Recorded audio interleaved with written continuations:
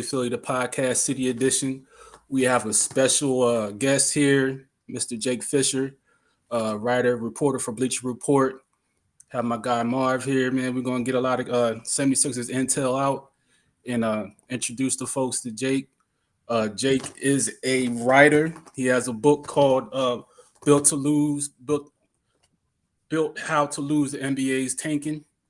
That's on triumphbooks.com. So please go check out Jake's book, and he's a great reporter. Man, I've followed him on the NBA TV, some things on ESPN. But first question I have for Jake is obviously the new signing of Montrezl Harrell. How do you think that's going to go for the 76ers? Yeah. Well, first of all, thanks for having me, guys. I think the Montrezl Herald signing was one of obviously a series of moves this offseason where the Rockets band got back together in South Philly, right? And so, look, when word got out, I guess, that his charges for marijuana possession this summer, which is a whole nother podcast, that they got wiped and he was going to be basically, having a clean slate and he was going to be back in the free agent market. I didn't have it on like reporting background that he was going to be a target for Philly, but Daryl Morey had kind of said some things publicly. People behind the scenes were saying things privately about, the backup center is, and shout out Mitch Kofsky, a childhood neighbor of mine, logging into the comments here. There was that backup center position was one that they were waiting to fill. So with the connections from Daryl and James and Houston, the fact that he was a darling, a favorite of Doc Rivers back in those Clippers days, when Trez won Sixth Man of the Year, I wasn't surprised at all that marriage happened. How will it impact the team? I think the jury's still out. He definitely. I don't have a ton of specifics yet. I will probably place a call tomorrow to someone to kind of figure some stuff out before I'm going to have Spike Eskin on my show tomorrow night to talk some Sixers. And word on the street was definitely that he was a bit of a locker room issue, let's say, in Washington, which was part of the trade to move him to Charlotte at the trade deadline. And he has defensively struggled a bit throughout his career, and especially as he's aged. He's not really a true big man. He's really only about 6'6". So, there are weaknesses involved, but he is a very elite scoring backup big, and he can be a strong pick and roll partner for, whoever is in there, whether it's Tyrese Maxey kind of running the second unit with Joel Embiid. I don't know how they're going to stagger Embiid and Harden and stuff like that. That's obviously going to be a big conversation, but Trez is a good NBA player, and to get him at that salary on a 2-year deal, I thought it was pretty good. I thought it was a pretty good move. Got it. And then the other question is with Paul Reed and Charles Bassey. Obviously, we all know that Doc isn't great with playing younger guys and developing them. How do you see that signing playing into what they're going to do with Paul and with Charles? Yeah, I think Bassey's spot on the team is probably the most in jeopardy of those two guys. Paul Reed clearly ahead of him, at least the last time we saw things, where he was getting legitimate playoff minutes, backup center minutes. And, that is a thing about Trez, where that defense we talked about. I mean, maybe come playoff time, Paul Reed is still actually being called upon ahead of Montrezl Harrell because of the defensive efficiency he does provide. But I think there's still a lot of big fans of Paul Reed in the building. Bassey, I don't know how high they are on him. He's never been a name that I've heard people just in casual conversation around the Sixers talk about as, we're really excited about this guy. I've heard passing things about Isaiah Joe, for example. I haven't heard too much about Charles Bassey. I think he was someone that was intriguing to them. He was a really top prospect, I believe, at one point in time in high school. So Daryl's staff always kind of targets, stars, right? So someone who had that flashy name back when he was a 17-year-old clearly he had some type of skill set and ability to put himself high on that recruiting ranking, right? So I understand the gamble and hoping that he would have upside to tap into, but yeah, I don't know. I'm not so bullish on Charles Bassey's role on this team right now. Got it. And then my next question is, obviously with the signing of Trez, how the construct of the 76ers bench, is it considerably better in your opinion, or do they still have some work to do? I think so. I think Trez is probably the best scoring playmaker. And he's not like someone who's throwing out. I'll look up his stats right now. He's not someone who's throwing out assist after assist after assist, right? But I think he's definitely got some passing chops in the pick and roll as a roll man. And I think, compare that to Dwight Howard, compare that to, a lot of the times last year. Yeah, I mean, he's averaged, a pair of assists the last couple of years. So he's definitely got some ability there. But I don't know. He's not going to be a world beater, but I do think he's a significant upgrade in terms of a backup center with legitimate scoring ability. Like Paul Millsap coming into the play last year, for example, probably had like that skill set at some point in his career.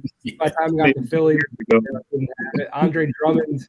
Andre Drummond was one of the worst defensive players in the league last year. On offense, he still had a little bit, but I mean, he wasn't exactly, moving up the Sixers floor by any stretch. So I do think he's probably the most skilled backup five on the offensive side of the ball that Philly has had in the Joel Embiid tenure of when he's been healthy and been an all-star and whatever. Yeah, there are limitations still to his game. Got it. Go ahead, Marv. Yeah, I was saying, so you addressed the backup center. You obviously have House coming in as a wing, and you bought Milton in from Memphis, right? Where does that leave Thibault, in your opinion? Yeah, and PJ Tucker too. And PJ is going to be a Swiss Army knife type of piece. He'll play a lot of backup five as well. I would think with Thibault. I mean, look, I say this all the time. A lot of my job is trying to just look at. I mean, the NBA transaction cycle is, a puzzle that it doesn't have a picture to go off of, and you don't know how many pieces it is. But if you can start to identify pieces, you can start, just like with any puzzle, you can clump a few together, then you can clump a few together here, and you can start to see how things work.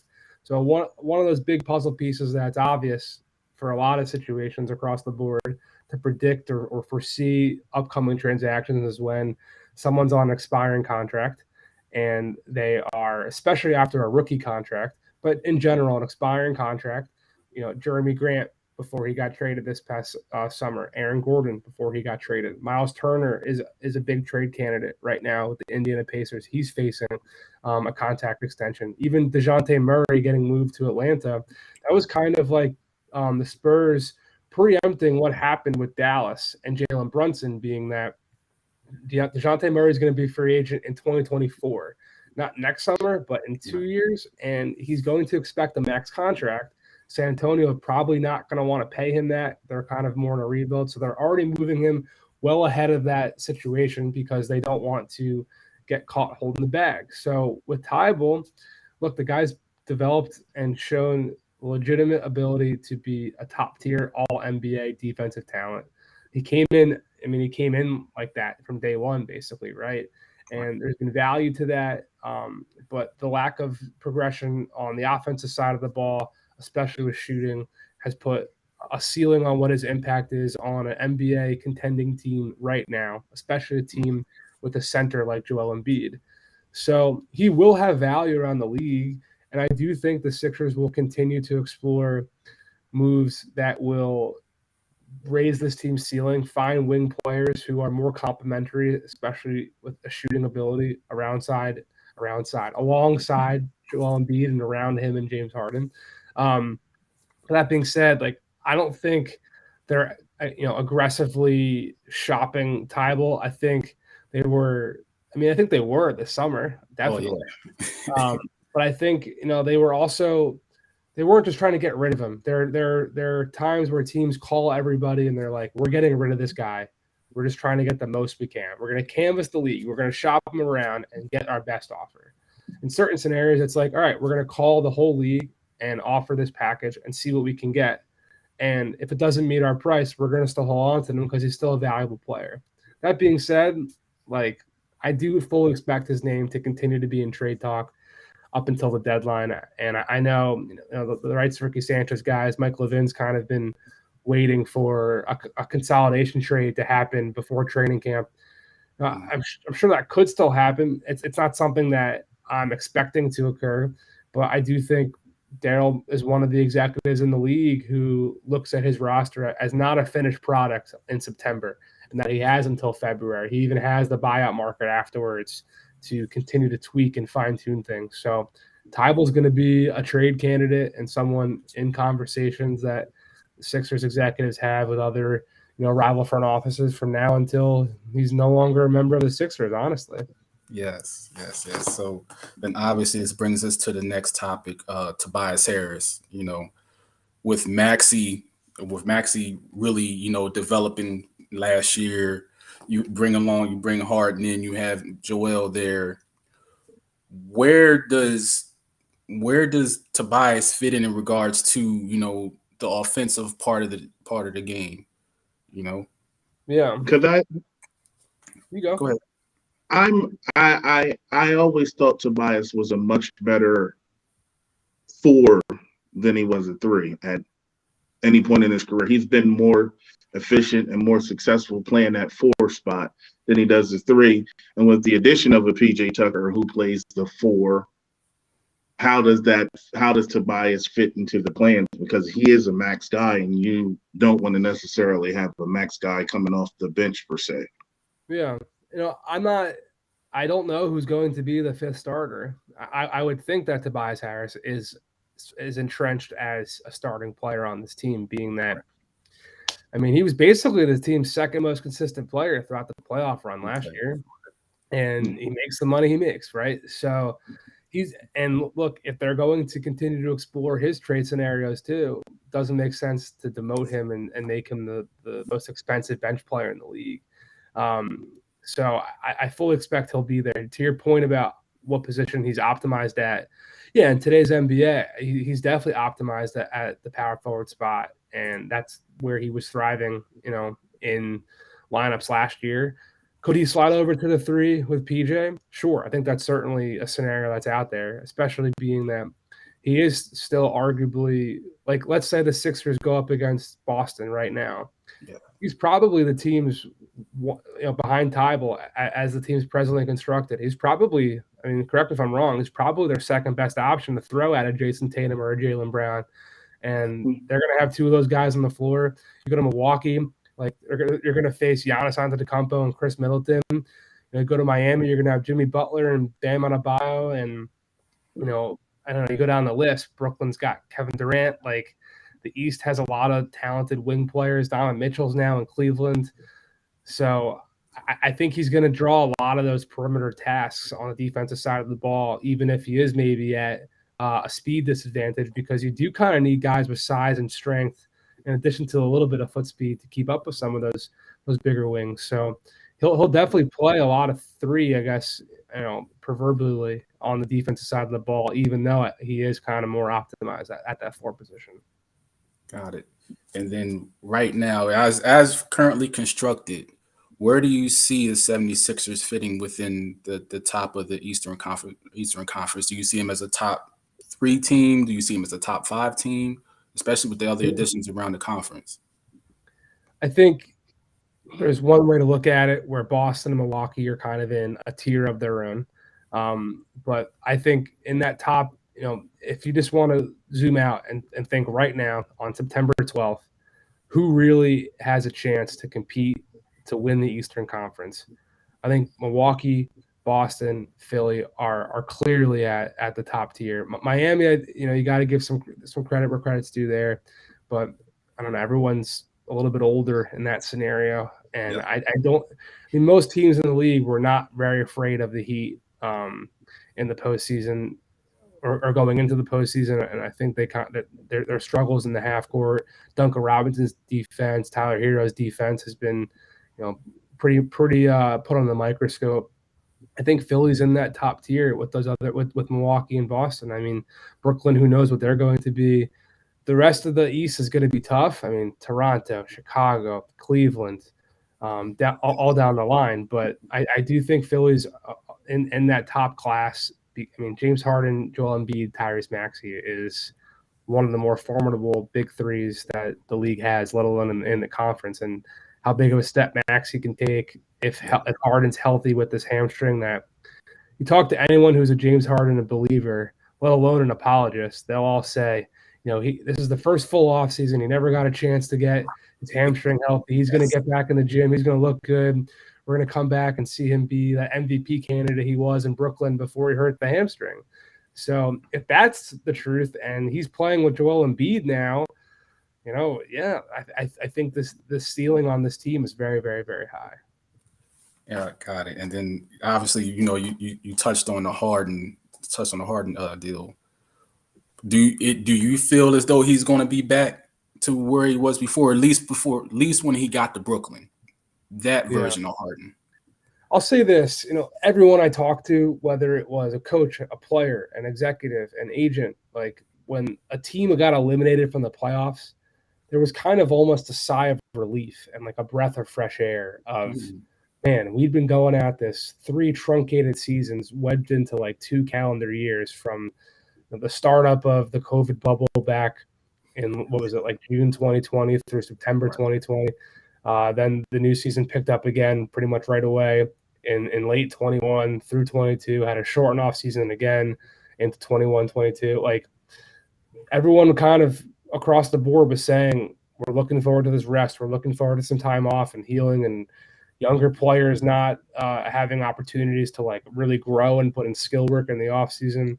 So if that's the case, then why can't the Harden stuff be accurate too? Why can't the people saying he needed this time off, he needed to get better, why can't that work? I don't have the answer. I don't know. We're going to have to see it to believe it. But because, all we see in the offseason are Instagram highlights of everyone looking amazing and putting on 10 pounds of muscle and all that.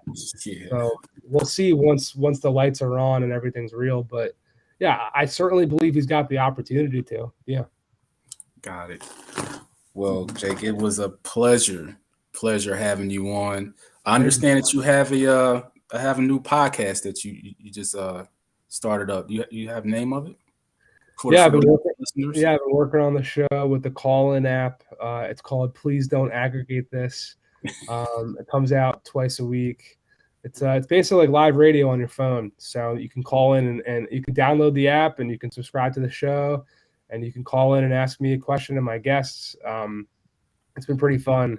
Been going at it for a couple months now, and just re-signed to do it for the rest of the season. So we're going to be bringing a lot of fun guests, a lot of insight, a lot of original reporting, and it's been a really good experience. I'll have another podcast, I think, in the works as well this season. So can't really announce that one yet, and that's still kind of in the early stages. But, yeah, all good things coming this way for 2022, 2023.